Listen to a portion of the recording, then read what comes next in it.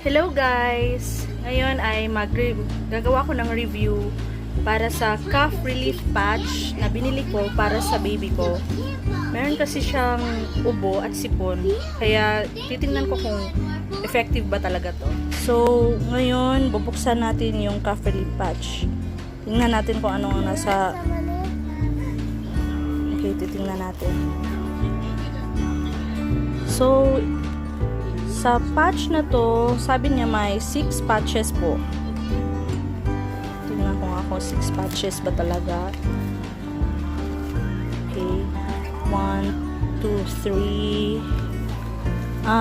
Okay. So, parang 2 patches per sachet.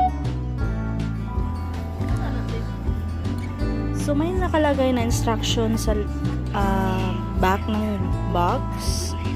Lagay sa ang isa ay lagay sa dibdib, tapos ang tatlo sa likod ng baby.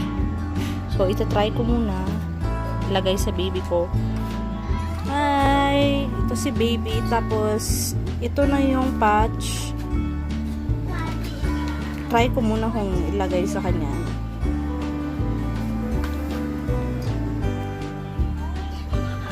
So ayan na, may nilagay na ako na patch sa dibdib ni baby. So, try kong lagyan yung sa likod. Ito yung patch. Marami siyang pandikit. Yan. Tapos, i-peel off nyo rin ito.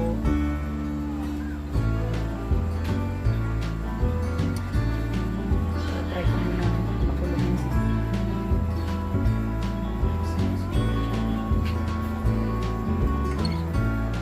Ito na part, din siyang i-peel off kasi para mga fully na madikit siya sa likod ni baby sa skin niya.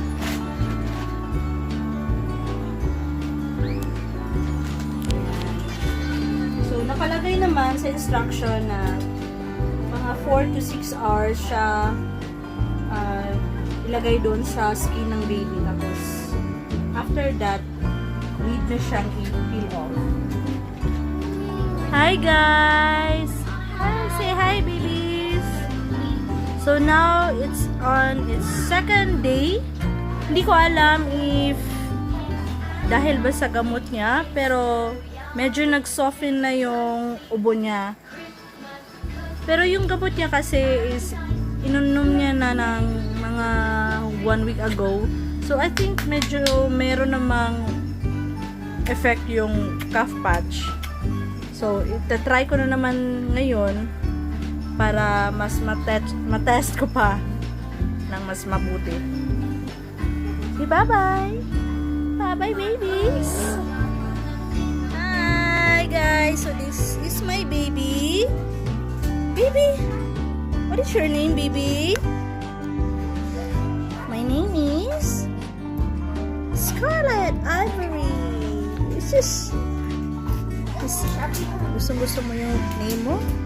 Gusto mo bang name mo? Smile lang, smile. Smile lang, smile.